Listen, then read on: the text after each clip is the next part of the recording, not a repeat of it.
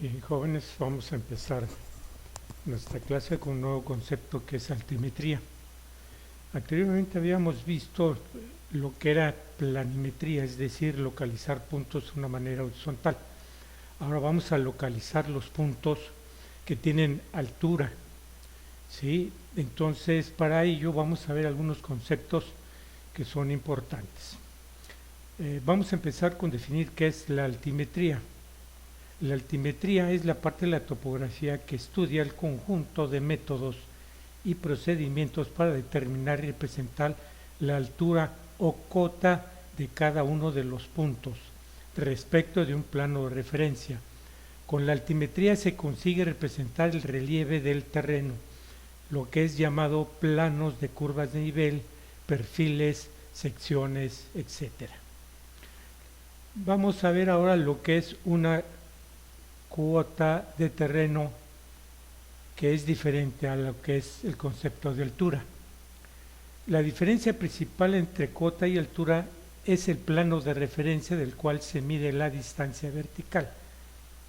Se habla de altura cuando el plano de referencia es el nivel medio del mar, y se habla de cota cuando el plano de referencia es un punto plano arbitrario. Por ejemplo, Tehuacán está a una altura a nivel del mar de aproximadamente 2.200 metros de altura con respecto al nivel del mar, que estaría representada, por ejemplo, en esta gráfica. Esta parte horizontal sería el nivel del mar y esta sería la altura. La cuota es un plano arbitrario que nos sirve nada más de referencia. Regularmente ponemos cuota 100, 2000, 3000, 200, 800. No es una medida exacta. Sí, y nos va a servir para poder hacer referencia de la cuota. Los usos que podemos darle a la altimetría son variados. Por ejemplo, podíamos usarla, se puede usar para hacer el proyecto geométrico de una carretera. En una carretera nos permite hacer desde el trazo, la obtención de curvas de nivel, hacer el perfil del terreno, sacar las secciones transversales que nos van a permitir sacar los volúmenes de la obra, así como también las secciones de drenaje. En un drenaje, por ejemplo, un alcantarillado, un agua potable, también nos permite obtener las curvas de nivel, los perfiles y los seccionamientos de excavaciones. En la obtención de volúmenes de obra, como ya lo habíamos mencionado, y para medir parcelas. Aquí tenemos algunos ejemplos. Este sería el perfil de un camino. Estas serían las curvas de nivel que se obtienen a partir de los datos obtenidos de la altimetría. En este plano tenemos, por ejemplo, esta es la planta de un camino. Este de aquí sería el perfil. Aquí está la representación de algunas secciones y de algunos datos de la carretera. También nos permite, sobre todo en arquitectura, definir las posibilidades en que podríamos colocar nuestra cimentación si conocemos el perfil del terreno. Las curvas de nivel, como habíamos mencionado antes, es un método empleado para representar gráficamente las formas del relieve de una superficie del terreno, ya que nos permite hacerlo en forma sencilla y rápida. La cuota o elevación de cualquier punto del terreno para trazar perfiles, calcular pendientes, resaltar las formas y accidentes de un terreno, etc. Una curva de nivel es la traza que la superficie del terreno marca sobre un plano horizontal y que la intersecta, por lo que podríamos definirlo como líneas continuas que unen puntos de igual cuota o elevación. Por ejemplo, aquí tenemos nosotros un cerro donde esta traza del terreno, que es la más baja, estaría representada por esta curva de nivel, las cuales todos los puntos que pertenecen a la traza de este corte tienen el mismo nivel. Aquí lo ven representado con nivel 1. Este sería la cuota del nivel 2, que correspondería a esta otra N2. La 3 sería la correspondiente a esta parte y estaría representada por la curva con la nomenclatura N3. La N4 estaría representada en esta última sección. Aquí podemos apreciar que nos está indicando que la separación entre curvas de nivel es una equidistancia, siempre es la misma. Por regular escogemos equidistancias de 20, aunque por accidente de terreno podíamos a veces acortarlas a 10 o a 5. Pero siempre es la misma para la traza de las curvas de nivel. No podemos mezclar en esta primera, por ejemplo, esta equidistancia, no pudiera ser 20, esta 10 y después 5. No sería conveniente.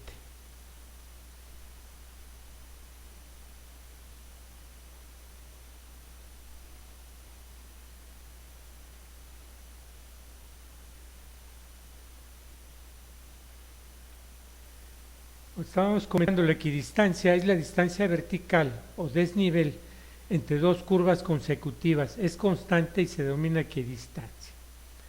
El valor de la equidistancia depende de la escala y de la precisión que se desea elaborar el mapa. Como norma general se recomienda y se utiliza esa equidistancia normal, definida como la milésima parte del dominador de la escala, expresada analíticamente según la siguiente ecuación. E equidistancia es igual a la distancia escalar de la escala entre 1, donde E es la equidistancia normal, D es el denominador de la escala, y aquí les voy a presentar un pequeño ejemplo. Dice cuál será el valor de la equidistancia normal recomendado para la elaboración de un plano cuyas curvas de nivel están en escala de 1 a 2. El valor recomendado será el valor de la equidistancia normal determinada por la ecuación 2.7 que acabamos de ver, donde nos representa que la distancia, el denominador de la escala es 2. Sí, entre 1 me da 2 metros. La equidistancia tendría que ser a 2 metros, es decir, la separación entre curvas tendría que ser de 2 metros. Vamos a ver ahora algunos métodos para determinar las curvas de nivel. Una vez realizado el levantamiento topográfico por cualquier de los métodos que estudiaremos más adelante, cuadricular, radiación, sección directa, etcétera, y determinar las coordenadas norte y este y la cota del punto sobre la superficie del terreno, se procede a la elaboración del plano acotado. Como las curvas de nivel son líneas que unen los puntos de las cuotas enteras de igual elevación y en el trabajo de campo difícilmente se obtienen cuotas enteras, es necesario recurrir a un proceso de interpolación lineal entre puntos consecutivos para ubicar dentro del plano acotado los puntos de igual elevación. El proceso de interpolación, como se mencionó anteriormente, es un proceso de interpolación lineal, ya que la determinación de detalle se toman las cotas de los puntos de quiebre en el terreno, por lo que la cuota o elevación del terreno varía uniformemente entre punto y punto. Finalmente, determinada la ubicación de los puntos de igual elevación, procederemos a unirlos mediante líneas continuas, completando de esta manera el plano, la curva de nivel. A continuación describiremos los métodos más comunes y prácticos de interpolación. El método analítico, vamos a suponer que tenemos el plano de la figura 7.3 y que deseamos determinar las cotas redondas de cada metro que existe entre los puntos A y B, conociendo que la variación de la cuota en los puntos A y B es lineal y, como hemos dicho anteriormente, podemos proceder de la siguiente manera.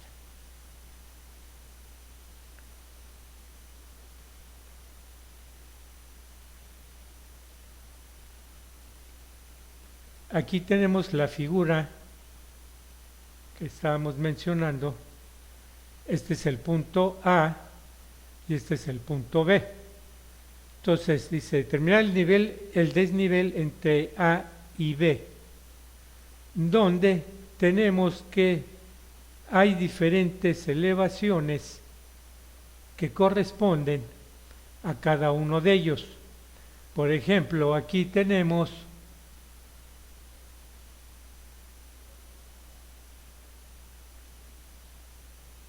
que la diferencia de altitud o de cuota que hay en el punto A y B es de 47.63 que tiene este punto, ¿sí? Está 47.63 y este está 43.69. Simplemente hacemos una diferencia y me dice que la altura, la diferencia de alturas o la cantidad de metros que hay de el punto A y B es de 419 metros, ¿sí? Y que tenemos una distancia horizontal entre A y B de 35 metros. Entonces dice determinar las diferencias entre la cuota menor o cuota de referencia y cada una de las cuotas existentes entre A y B. Entonces aquí tenemos diferentes cuotas. Este sería la cuota del punto 1 y si nosotros consideramos que está a 44 de referencia menos 43, me dice que tiene 0.56 de diferencia de altura. Aquí sería 0.56. En esta otra diferencia de altura me dice que yo tengo 45 de cuota menos 43 de cuota del punto A. Me dice que la altura aquí es 1.56. La diferencia de altura del punto 3 sería 46 de cuota menos 43 de cuota. Me dice que mi diferencia de altura aquí es 2.56. El punto 3, tengo una cuota de 47 menos una cuota de 43, me da 3.56. Y la última cuota para verificar que estamos correctamente calculando, me dice que mi cuota del punto B es 43.63 menos 43.44, me dice que es 4.43. Ahora bien, por relación de triángulos podemos determinar las diferentes distancias que existen de este lado. El x1, x2, x3 y este es 4. ¿Sí? Aquí vamos a representar en esta fórmula precisamente la relación de triángulos. Es muy sencillo.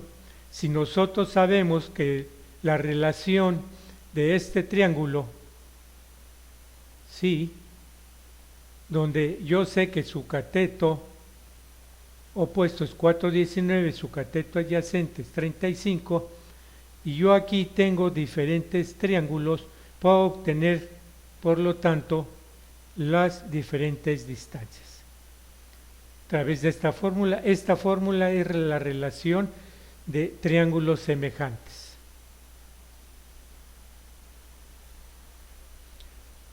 Aquí delta T significa que es el desnivel total entre los puntos extremos. distancia t es la distancia total entre los puntos extremos. El desnivel parcial entre el punto de la cuota redonda y el punto de la menor cuota, perdón. Y xy es la distancia horizontal entre el punto de menor cuota y el punto de cuota redondada al ser ubicado. Aplicando la ecuación 7.8 encontraremos los siguientes valores.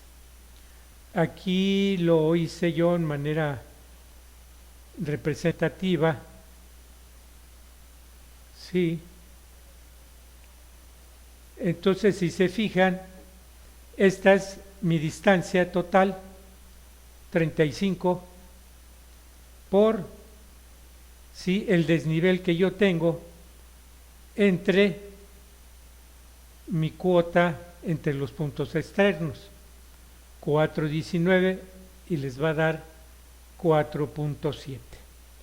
Para determinar la distancia 2, es mi distancia entre los puntos extremos, 35, por la distancia del punto que yo quiero obtener, ¿sí? que en este caso es 1.56 su altura, entre la altura total entre los puntos extremos les va a dar 13. El siguiente punto, la distancia x3 es 35 por 2.56, que es mi desnivel parcial, entre mi desnivel total me da 21.4. Para la distancia 4 tengo mi distancia extrema, que es entre puntos externos, es 35, mi desnivel parcial es 3.56, mi desnivel total es 4.19 y les va a dar 29.7.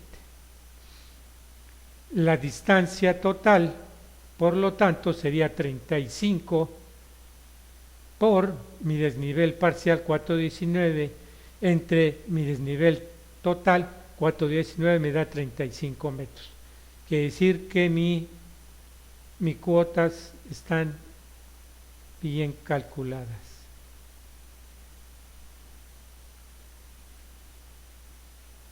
Luego, sobre el plano horizontal y la escala del mismo, se hace a coincidir el cero del escalímetro con el punto de la cota, y a partir de este se miden los valores calculados de x y, determinando así la ubicación en el plano de la cuota entera buscada. Este proceso se repite para cada uno de los puntos adyacentes en el plano acotado. Es decir, en esta parte lo que vamos a hacer es precisamente ir obteniendo, ¿sí?, los diferentes puntos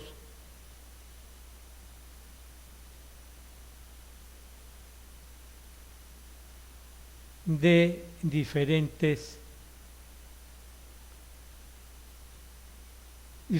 curvas de nivel.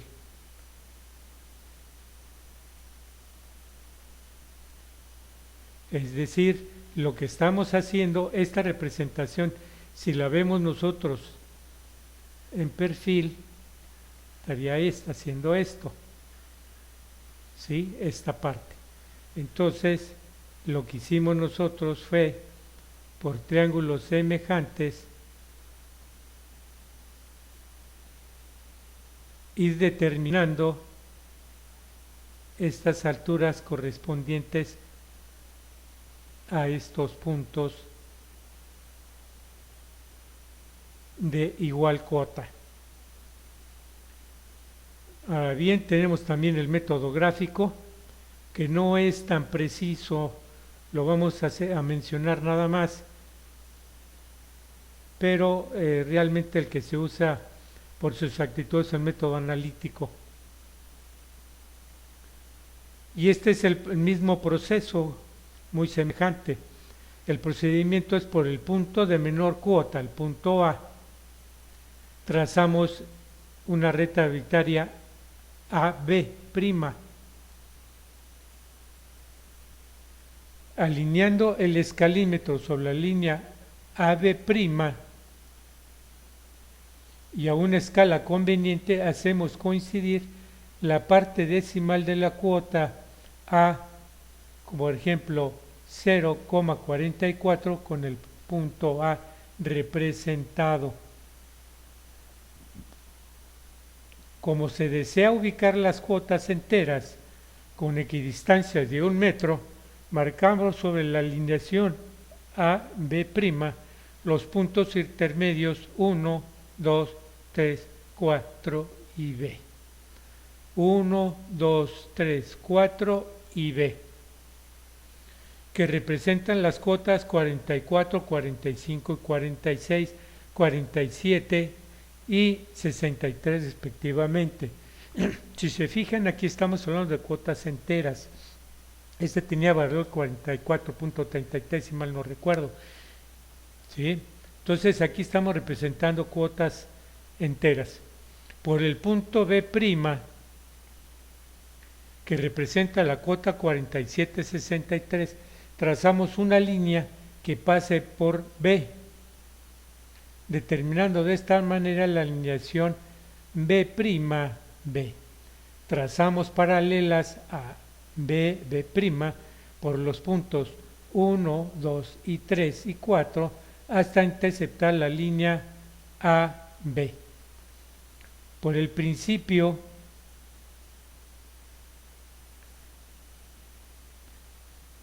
trazamos paralelas de A al B hasta los puntos 2, 3 y 4 y interceptamos la línea B.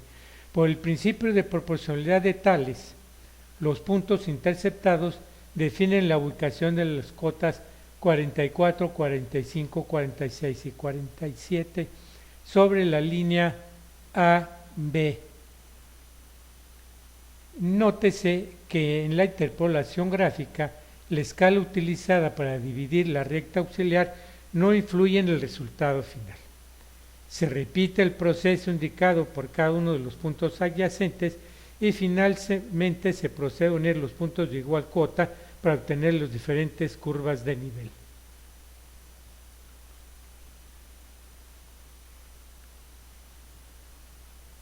Vamos a ver algunas características ahora que deben cumplir nuestras curvas de nivel. Primero, debido a que la superficie es una superficie continua, las curvas de nivel son líneas continuas que se cierran en sí misma, bien sea dentro o fuera del plano, por lo que no se debe interrumpir el dibujo. Es decir, estas líneas son líneas continuas. Esta, por ejemplo, sería un círculo completo. La siguiente no irían estas puntitas, disculpen ustedes. ¿Sí? De esta otra igual sería.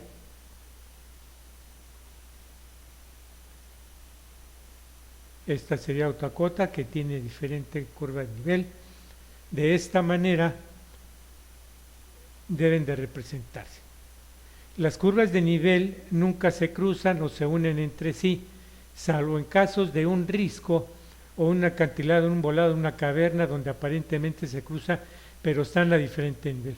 Esto es, por ejemplo, jóvenes, cuando aquí lo tenemos representado, por ejemplo, aquí abajo.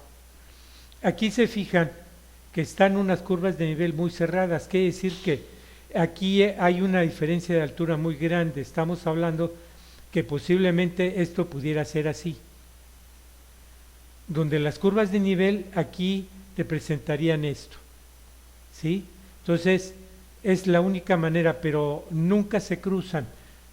Podría aparentar que en algún momento lado, como por aquí, se pudiera pensar que se cruzan, pero no es así. Las curvas de nivel nunca se bifurcan o se ramifican. Esto es, por ejemplo, lo que yo representé aquí, sí, que está mal elaborado, pero me sirve para definir. Sí, una curva de nivel nunca puede hacer esto, ¿correcto? La separación entre las curvas de nivel indican la inclinación del terreno, ¿sí? Como les mencionaba yo anteriormente, por ejemplo, vamos a pensar que yo tengo este cerro y que yo tengo estas curvas de nivel.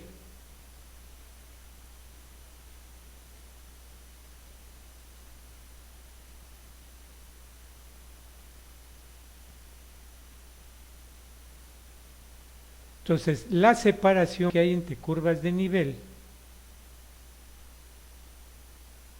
me indican la inclinación del terreno. Si mi elevación me dice, perdón, aquí me falló, jóvenes, me dan la inclinación del pendiente. Por ejemplo, en esta parte la pendiente es muy fuerte, los que le mencionaba aquí, por ejemplo. Sin en cambio, en este lado la inclinación es muy suave. Me está diciendo que la pendiente es muy suave, ¿sí? Y estos terrenos son los que se buscan para hacer los caminos.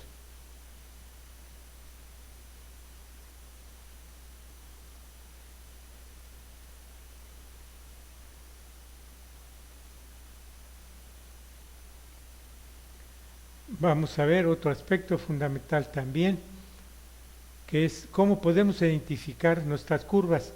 Las curvas concéntricas cerradas, en donde las curvas de menor cuota envuelven a las de mayor cuota, nos representan un cerro.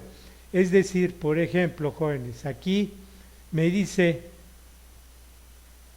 que esta es mi cuota 10, que esta está arriba porque tiene una cuota de 20. Esta sería la de 30 y así sucesivamente. Esto me está representando que esto es un cerro donde su cuota es 10 y la cuota máxima es 50. Caso contrario, aquí me está diciendo, sí, que aquí yo tengo una cuota 10 y aquí tengo una cota 50.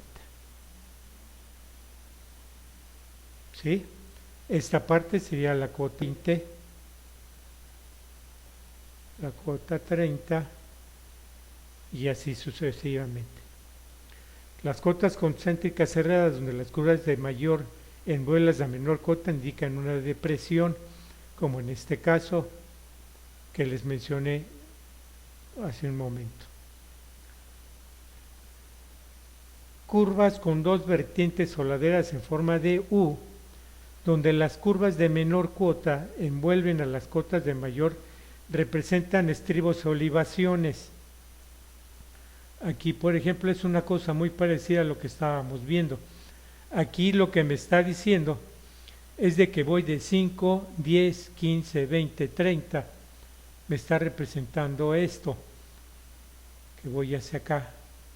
Y aquí me está representando esto, que voy hacia abajo. ¿Correcto?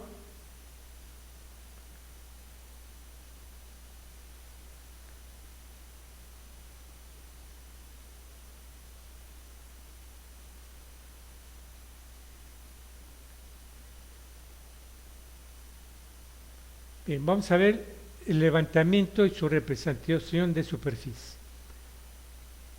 El método de campo a utilizar para el levantamiento y representación de superficies depende de múltiples factores, de los cuales podemos mencionar el área de estudio, la escala del mapa, tipo de terreno, equidistancias de la curva de nivel, características y tipo de proyecto a desarrollar y equipo disponible. Por ejemplo, no se usa el mismo método para hacer el desarrollo geométrico de una carretera que el de hacer un mapa.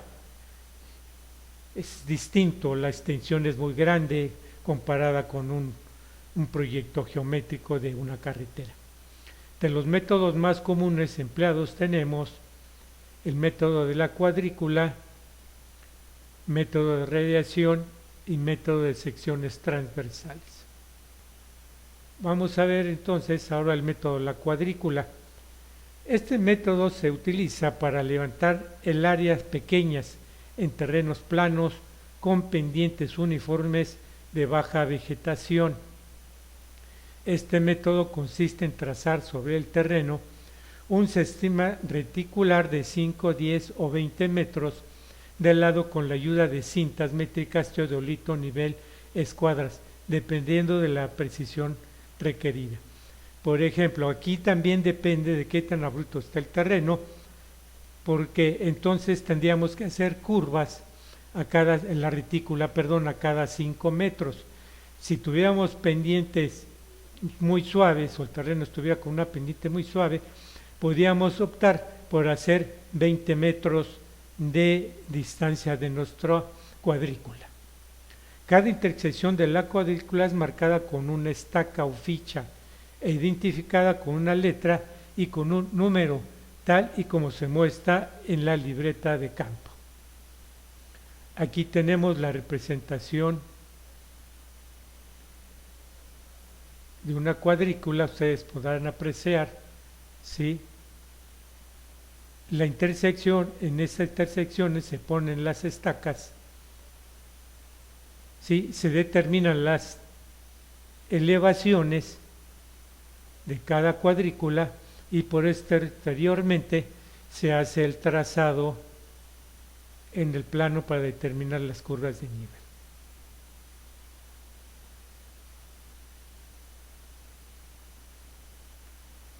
Levantamiento por cuadrícula.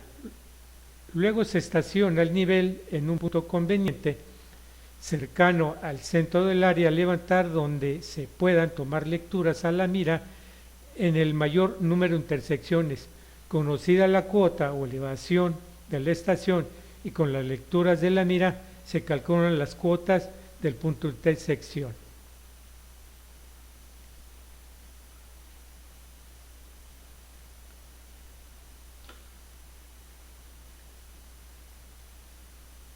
En el caso de ser requerido un cambio de estación, se debe tener cuidado de calcular la cuota de la nueva estación antes de mudar el nivel. A este cambio, a esta nueva cuota se le llama PL.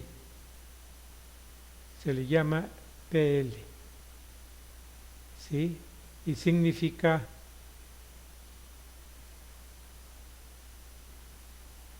punto de liga.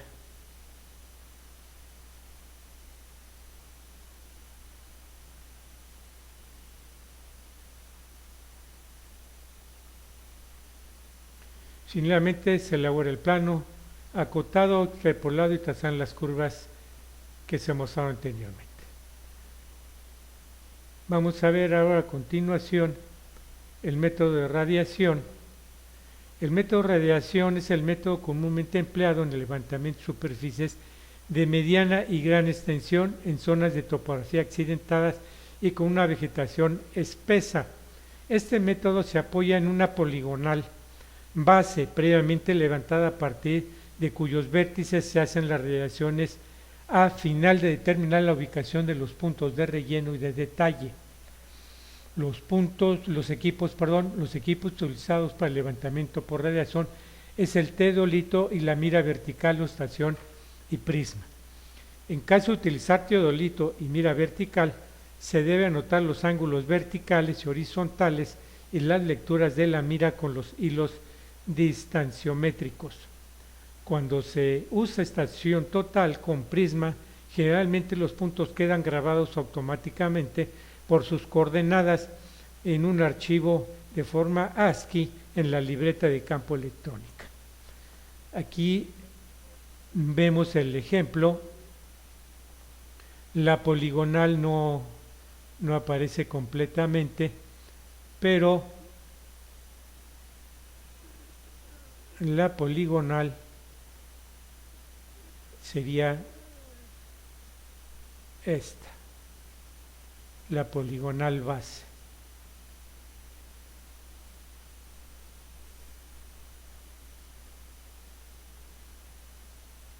¿Correcto?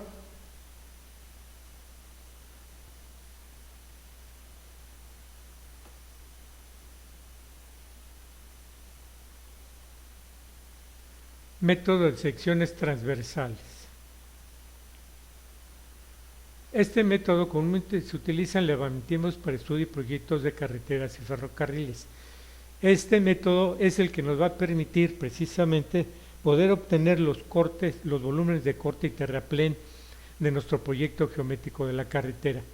Es decir, primero se hace el trazado de nuestro camino, ¿sí? De este trazado de camino en planta se saca el perfil del terreno y a partir del perfil del terreno y nuevamente con nuestras curvas de nivel vamos a ir trazando las secciones transversales. Por ejemplo,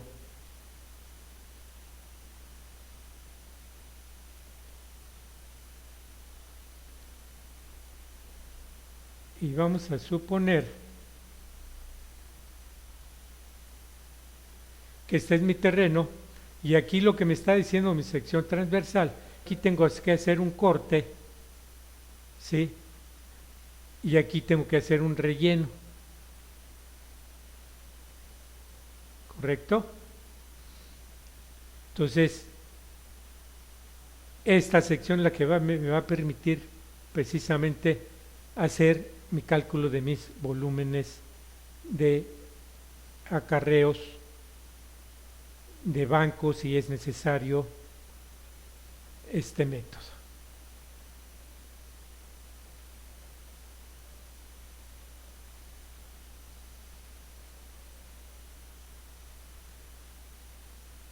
Bien, ahora vamos a ver a continuación todo lo que me han mencionado antes. Una vez que yo tengo elaborado mi plano topográfico, ¿sí?, con representación del relieve del terreno por medio de las curvas de nivel, podemos utilizar el mismo para diferentes maneras y para la ejecución de nuestras obras. Un mapa topográfico bien elaborado constituye una base de información indispensable en la planificación, ejecución y control de todo proyecto. De un mapa topográfico con curvas de nivel podemos retirar las cotas o elevaciones de cualquier punto sobre el plano, la pendiente entre dos puntos, estimar los volúmenes de corte y relleno del material requerido en la ejecución de la obra o proyectar el trazado de las vías. En el presente capítulo estudiaremos algunas de las aplicaciones más importantes de las curvas de nivel. Aquí tenemos, por ejemplo, el cálculo de pendientes. Aquí yo tengo, esta es una curva de nivel con cuota 20, una cuota de nivel, ¿sí?, 25, tengo el punto B', B, C y el punto A. Y aquí yo tengo la escala gráfica. La pendiente de un terreno entre dos puntos, entre dos curvas consecutivas, es igual a la relación entre el intervalo de las curvas de nivel o de distancia y la distancia longitudinal que los separa.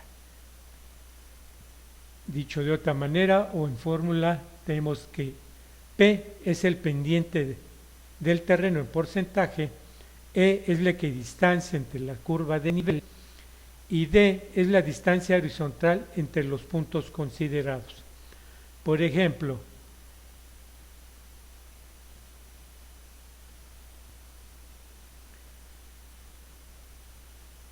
vamos a ver aquí a continuación. Para calcular la pendiente del terreno entre los puntos A y B, ¿sí?, entre los puntos A y B, ¿sí?, aquí tenemos una distancia de 20, de 47,75. ¿Ok?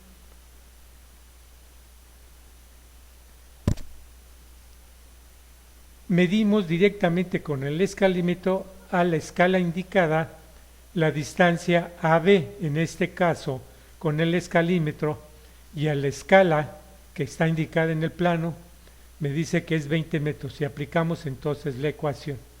Me dice que la pendiente es igual a la equidistancia entre la distancia por 100. Es decir, la equidistancia, recuerden, una era 20, la otra es 25, entonces la equidistancia es 5. 20 menos 25 me da 5. ¿Correcto? Entre mi distancia que medí con mi escalímetro, me dice que mi pendiente es del 25%. Esta pendiente es importante porque en el proyecto de cualquier desarrollo geométrico de carreteras tenemos nosotros pendientes gobernadoras, es decir, nos rige una pendiente que no debemos sobrepasar, ¿sí?, tanto de subida como de bajada. Esto es, ya está normado por la SCT. Entonces tenemos que tener mucho cuidado cuando hagamos un proyecto geométrico de carreteras para definir perfectamente cuál es la ruta que tiene menor pendiente en el desarrollo de nuestro camino. Así, por ejemplo, vamos a ver este siguiente ejemplo. Si en vez de calcular la pendiente entre A y B, calculamos la pendiente entre A y B', ¿sí?, aquí tenemos A y B', aquí nos marca que obtuvimos una distancia con el escalímetro a esta escala de 40 metros, ¿correcto? Aplicando la misma fórmula, tenemos que la equidistancia es la misma, ¿sí?, 5 entre la distancia que hay entre A y B', y me dice ahora que es 12.5%. Es decir, esta pendiente, ¿sí?, es más alta que esta es más suave, prácticamente la mitad. Como la pendiente entre los dos puntos es inversamente proporcional a la distancia horizontal, la recta de máxima pendiente entre dos curvas consecutivas se obtiene por la menor distancia entre las curvas, siendo terminada por una línea tangente a dos curvas consecutivas. Por ejemplo, aquí tenemos A, punto B, 1, 2 y 3. Aquí tenemos 100, 105, 115, 120.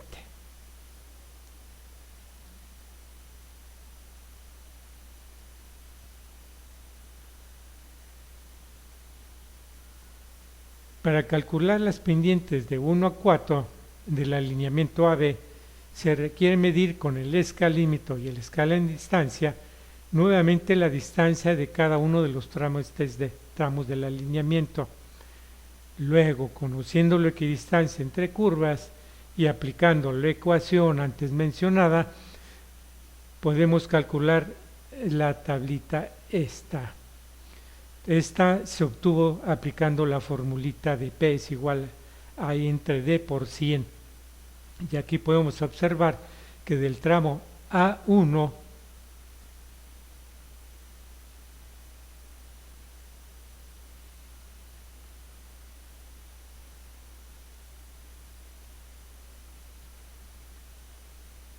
perdón, jóvenes.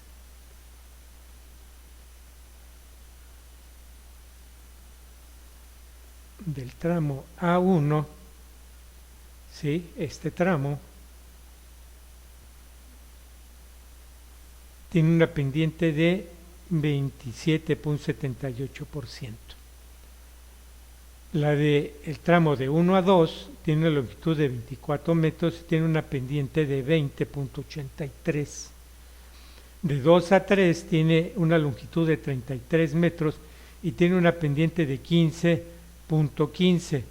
Del 3 al B tiene una longitud de 8 metros y tiene una pendiente de 62.50. Como pueden ustedes apreciar, por ejemplo, en esta distancia muy corta hay una elevación muy fuerte, o sea, hay una elevación muy grande. Aquí hay 33 metros y ya hay una pendiente más suave. Aquí tiene 24 metros y hay una pendiente que también está suave. Y aquí son 18 metros y corresponde a una pendiente de 27. La longitud del tramo total son 83 metros. ¿Ok? Vamos a ver el siguiente ejemplo. Dice, a partir del punto A, ubicado en la cuota 105 de la figura 9.2, traza las líneas de máxima pendiente hasta la cuota 125.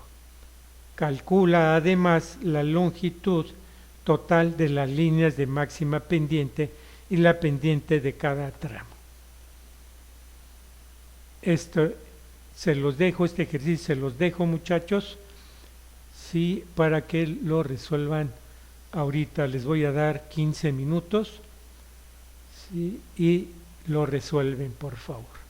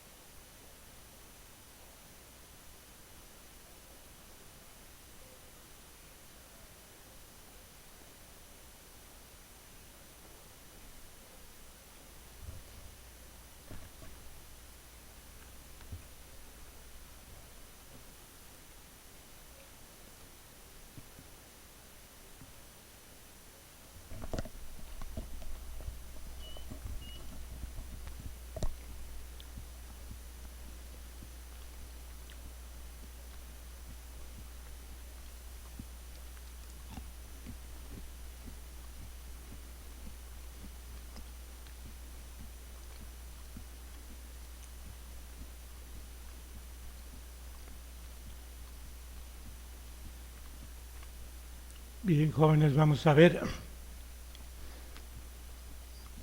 cómo lo resolvieron.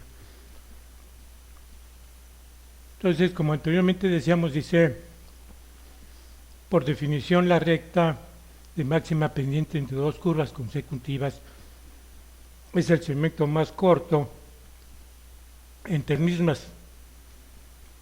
Trazamos con compás a partir del punto A un arco de círculo tangente a la curva 110, localizando el punto tangencial 1, mostrado en la figura E92B. El segmento A1 representa la recta de máxima pendiente entre el punto A, ubicado en la curva 105, y la curva 110.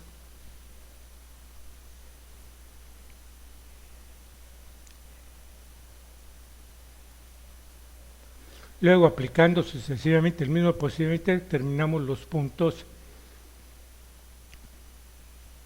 restantes, definiendo así la pendiente. Aquí tenemos un cuadro donde se han hecho los cálculos correspondientes. Vamos a ver ahora lo que es la longitud. Ya se me acabó el tiempo, jóvenes, de grabación. Voy a dejar en otro video los conceptos que siguen a partir de perfiles longitudinales.